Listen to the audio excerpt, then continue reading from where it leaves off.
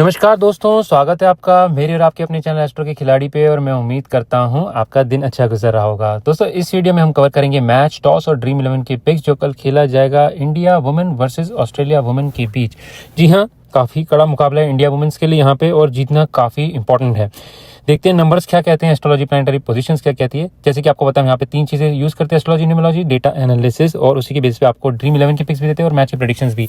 तो पहले astrology time flow देखेंगे दोस्तों, और फिर उसके बाद हम चलेंगे अपने very lucky players based on astrology and numerology, and उसके बाद हम आपको ड्रीम 11 के सजेशंस देंगे, और लास्ट में मैच के विनर्स। तो जिन लोगों ने सब्सक्राइब नहीं किया हमारे चैनल को, प्लीज सब्सक्राइब कीजिए। हमारे कमेंट सेक्शन में जरूर बताएं आपको हमारा मेथड कैसा लगता है। फिलहाल चलते हैं, सबसे पहला यहाँ पे सेक्शन हमारा एस्ट्रोलॉजी टाइम फ्लो, जो आपके सामने स्क्रीन पे आ रहा है। 3 बजे से लेकर लगभग 10:30 बजे तक यहाँ पे ये मैच चलेगा, और मैंने इसको आधे घंटे में यहाँ पे डिवाइड किया हुआ है। अगर आप देखेंगे तो हर आधे घंटे में मैंने आपको यहाँ पे फेवरेबिलिटी बताई है कि बैटिंग की है बॉलिंग की है।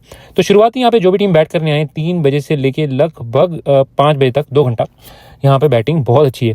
तो जो भी टीम आएगी बैट करने, काफ़ी अच्छी ताबड़तोड़ बल्लेबाजी भी करेगी यहाँ पे। साथ साथ ही यहाँ पे विकेट गिरने के चांसेस भी कम होंगे, गिरेंगे जरूर, लेकिन वो होंगे अगर आप ओवर एग्रेसिव शॉट्स मारने जाए, रनआउट्स हो गए, एलबीडब्ल्यूज वगैरह। बट अदरवाइज यहाँ पे ऐसे कोई विकेट की अपॉर्चुनिटी दिखेगी नहीं, पिच के हिसाब से भी अगर देखा जाए, और साथ साथ ही प्लानिटरी पोजीशंस के हिसाब से भी। स्पेशली 3 बजे से लेकर 4:30 तक यहाँ पे बैटिंग फेवर्ड है। 4:30 से 5 है एक हल्का सा फेज यहाँ पे विकेट गिरने के चांस है, लेकिन फिर भी बैटिंग की तरफ स्ट्रेंथ बता रहा है। 5 बजे से लेके एंड ऑफ द इनिंग्स तक, यानी कि 6:10 तक, फिर यहाँ पे न्यूट्रल फेजेस और बॉलिंग फेजेस ज़्यादा आ जाते हैं। तो शायद जितना स्कोर बनाना चाहेंगे उतना बना नहीं पाएंगे, लेकिन आई थिंक पहले 3 फेजेस या 4 फेजेस में इंपॉर्टेंट है वहाँ पे 200 के ऊपर का स्कोर बना दे, और लास्ट के जो 10 ओवर बचते हैं या 15 ओवर बचते हैं वहाँ पे जितने बन जाए उतना अच्छे। तो ये रहेगा फ्लो फर्स्ट इनिंग्स का। यहाँ पे सेकंड इनिंग्स का फ्लो शुरू होगा लगभग 6:50 या 7 बजे पकड़ चले। यहाँ पे इनिशियली 2 से 4 ओवर यहाँ पे न्यूट्रल रहेंगे, जहाँ पे विकेट्स गिरने के चांसेस हो सकते हैं थोड़े से, लेकिन उसके बाद फिर बैटिंग अच्छी शुरुआत हो जाएगी। 7 बजे से लेके लगभग 7:30 बजे तक बैटिंग अच्छी है। 7:30 बजे से लेके फिर 8 बजे तक यहाँ पे बॉलिंग की तरफ धीरे धीरे चलता जाएगा, यानी कि बैटिंग होगी बढ़िया, फिर बॉलिंग की विकेट लेने के चांसेस हो जाएंगे, गिर जाएंगे यहाँ पे विकेट थोड़ी सी, या एक आधी विकेट गिर सकती है। 8 बजे से लेके लगभग 9 बजे तक यहाँ पे फिर स्ट्रगल होगी बैट्समैन के लिए, बॉलिंग यहाँ पे भी अच्छी है। तो लगभग मोटा माटी में समझ के चले तो 7:30 से लेके 9 बजे तक यहाँ पे काफ़ी स्ट्रगल कर सकते हैं जो भी टीम बैटिंग करने आए। तो इतने रन इजी नहीं होंगे बनाने, थोड़ी मुश्किलात होगी उनको बनाने में। ये फेज अच्छा खेल लेते हैं तो फिर लास्ट के 9 बजे से लेके 10:15 बजे तक, जहाँ भी एंड ऑफ द इनिंग्स होता है, लास्ट के 1 घंटा सवा घंटा वहाँ पे बढ़िया बैटिंग होगी। तो पहला शुरुआती देखेंगे तो 4-5 ओवर थोड़े से ट्रबलसम हो सकते हैं, विकेट्स गिरने के चांसेस। फिर उसके बाद बैटिंग होगी लगभग अगले 7-8 ओवर, तो लगभग 15 ओवर तक यहाँ पे अच्छी बैटिंग है। 15 ओवर से लेके लगभग 35th ओवर तक यहाँ पे स्ट्रगल कर सकते हैं जो भी टीम बैट करने आ रहे हैं। सेकंड, विकेट्स गिर सकती है, मेन प्रॉब्लम ये है। रन्स तो बनेंगे, वो तो दिखाई दे रहा है पिच के हिसाब से, जो पता लग रहा है कि अच्छी विकेट है, रन्स बन सकते हैं, लेकिन विकेट गिरने के चांसेस बहुत ज़्यादा है। अगर यहाँ पे बहुत ज़्यादा विकेट लूज कर लेते जैसे 4, 5, 6, तो मुश्किल हो सकती है। उसके बाद फिर बैटिंग है, लास्ट के 10-15 ओवर अच्छे रन्स बना सकते हैं। वहाँ पे अगर चेस टारगेट छोटा हो तो बढ़िया बन सकते हैं यहाँ पे, और ड्यू भी साथ में आएगी हेल्प करने के लिए। तो ओवरऑल यहाँ पे यही हिसाब से फ्लो चलेगा दोनों इनिंग्स का। तो फ्लो अगर आपको समझ में आ गया, हम आपको अभी वेरी लकी प्लेयर्स बताते हैं एस्ट्रोलॉजी और न्यूमरोलॉजी दोनों के बेसिस पे। सबसे पहले देखते हैं very lucky players based on astrology and numerology. तो यहाँ पे इंडिया की तरफ से हरमनप्रीत कौर हैं, जिनके नंबर बहुत ही अच्छे हैं। ऑस्ट्रेलिया की तरफ से एलिजा हीली, दोनों कैप्टन हैं अपनी अपनी टीम के, और परफॉर्मेंस अच्छी करते हुए दिखाई दे रहे हैं, साथ ही काफी अपने ऊपर डिपेंडेंसी डालते हुए भी दिखाई दे रहे हैं। अच्छा करने की कोशिश करेंगे दोनों कैप्टन्स, और इंडिविजुअली भी मुझे लगता है बहुत अच्छे डिसीजन देते हुए दिखाई देंगे टीम के लिए। वहीं पे लकी के आते हैं अमनजोत कौर, जेमिमा रॉड्रिक्स, रिचा घोष और स्नेहा राणा, अच्छा करते हुए दिखाई देंगे इंडिया के लिए। ऑस्ट्रेलिया की तरफ से Beth Mooney, Tahlia McGrath, Ellyse Gardner, Annabel Sutherland और एलाना किंग। न्यूट्रल में आते हैं इंडिया की स्मृति मंधाना, हरलीन कौर, दीप्ति शर्मा, प्रतिका रावल, क्रांति गौद और श्री चन्नी, और ऑस्ट्रेलिया की फीबी लिचफील्ड, जॉर्जिया वेरमहैम और किम गार्थ, मेगन शूट और Ashley gardener.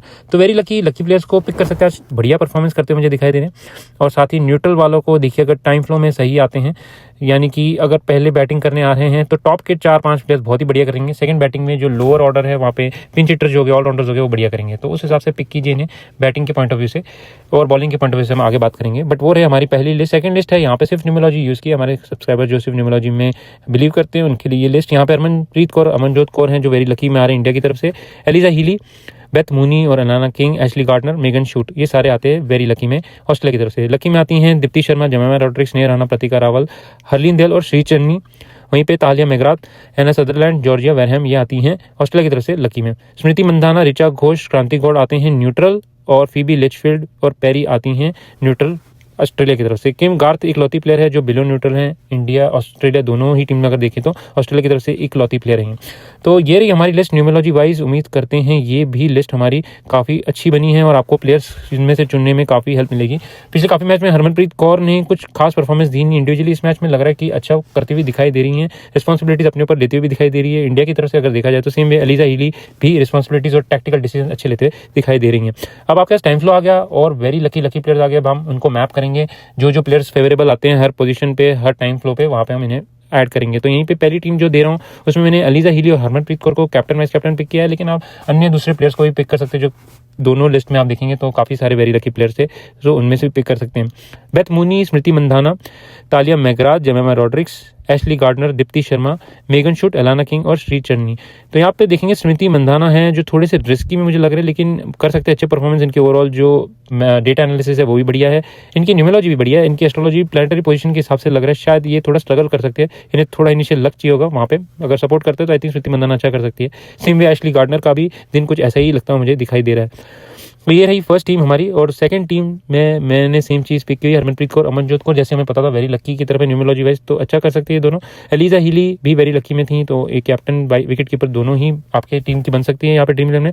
Beth Mooney, Ashleigh Gardner, Megan शूटर, एलाना किंग, ये मैंने ऑस्ट्रेलिया के पिक किए हुए यहाँ पे बैट्समैन बॉलर्स ऑलराउंडर्स मिक्स। और स्मृति मंधाना, हरलीन देवल, जेमिमा रॉड्रिक्स, दीप्ति शर्मा, तो ये सारे पिक किए मैंने इंडिया की तरफ से। तो आप देखेंगे हरलीन देवल है एक, दीप्ति शर्मा और स्मृति मंधाना सारे न्यूट्रल से लेके लकी की तरफ चल रहे हैं।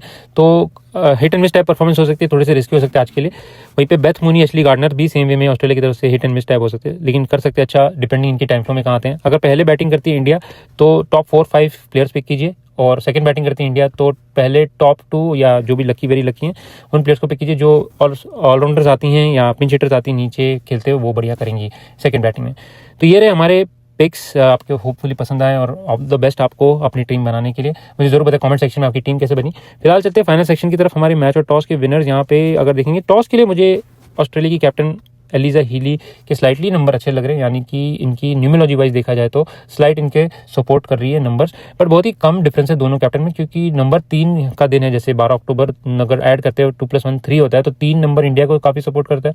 वहीं पे ओवरऑल करते हैं डेट का अगर कॉम्बिनेशन, यानी कि 12 अक्टूबर 2025, तो वहाँ पे ऑस्ट्रेलिया वुमेन और इंडिया वुमेन दोनों के नंबर्स अच्छे लगते हैं। प्लैनेटरी पोजीशंस भी देखें दोनों के चार्ट्स अगर कंपेयर करें तो ऑलमोस्ट 50-50 का ही है। मैं 51% लेके चल रहा हूँ ऑस्ट्रेलिया की तरफ, 49 इंडिया की तरफ, लेकिन टॉस किसी भी टीम की तरफ जा सकता है। टॉस काफी इंपॉर्टेंट हो सकता है, यहाँ पे क्रिटिकल हो सकता है, लेकिन मुझे लगता है इंडिया टॉस जीते या हारे, यहाँ पे मैच इंडिया के फेवर में काफी हद तक हो सकता है। एक तो जो मेन चीज है कि यहाँ पे इंडिया का नंबर जो 3 पे आता है, 12 अक्टूबर भी 3 पे आता है, तो दोनों चीजें इंडिया के फेवर में आती हैं। सेकेंडली जो हरमनप्रीत कौर है उनके जो नंबर्स हैं वो ओवरऑल जब हम ऐड करते हैं डेट को, साथ साथ ही संडे काफी फेवरेबल होता है। वो सिमिलरली एलिजा हीली के लिए भी वैसे ही है नंबर्स, अगर आप देखा जाए तो ज्यादा डिफरेंस नहीं है। तो इसी से यही पता लग रहा है मैच काफी रोमांचक होगा। दोनों कैप्टन्स क्रिटिकल थिंकिंग करते हुए दिखाई देंगे, जो भी काफ़ी स्ट्रेंथ वाइज और स्ट्रांग होगा माइंड से कल, यानी कि जहाँ पे भी क्रिटिकल डिसीजन लेने हो, घबराएगा नहीं, वो काफ़ी अच्छा करता हुआ दिखाई देगा, जो मुझे दोनों टीम्स के कैप्टन लग रहे हैं। यहीं पे इंडिया की फेवरेबिलिटी मैं पिक कर रहा हूँ, क्योंकि स्पेशली 12 अक्टूबर को मैच हो रहा है, नंबर 3 के इंडिया की फेवरेबिलिटी थोड़ी ज़्यादा बनती है यहाँ पे।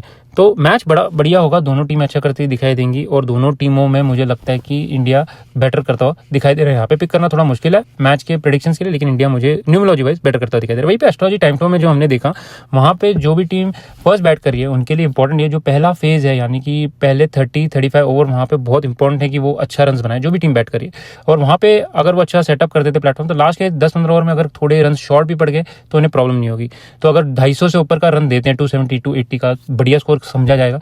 सेम वे में जो टीम सेकंड बैट करने आती है, यहाँ पे उनको इंपॉर्टेंट है कि इनिशियली जो पीरियड है वहाँ पे पहले 5 ओवर में विकेट ना लूज करे, फिर 15 से लेके 30 ओवर तक वहाँ पे विकेट लूज ना करें। अगर यहाँ पे प्लेटफॉर्म सेट कर देते, विकेट ज्यादा लूज नहीं करते, तो लास्ट के 15 ओवर जो बचते हैं वहाँ पे ड्यू भी हेल्प करेगी, साथ साथ ही उनको मैच में स्कोर करने के भी चांसेस मिलेंगे। वो फेज उनके लिए इंपॉर्टेंट है। तो जब मैं कंपेयर करता हूँ दोनों में केसेस में, मुझे दोनों बेस काफी सिमिलर लगते हैं। मुझे ऐसा नहीं लगता कि कोई टीम पहले बैट करिए सेकंड बैट करिए उनको ज्यादा फेवरेबिलिटी है। हालांकि सेकंड चेस करने में यहाँ पे ड्यू भी हेल्प करती है डेटा वाइज, और साथ साथ ही प्लेनेटरी पोजीशन लास्ट के 15 ओवर में हेल्प कर रहा है। तो अगर छोटा टारगेट हो या टारगेट में अच्छी प्लेटफॉर्म सेट कर दिया, तो मुझे लगता है चेस करने वाली टीम ज्यादा बेटर करेगी यहाँ पे।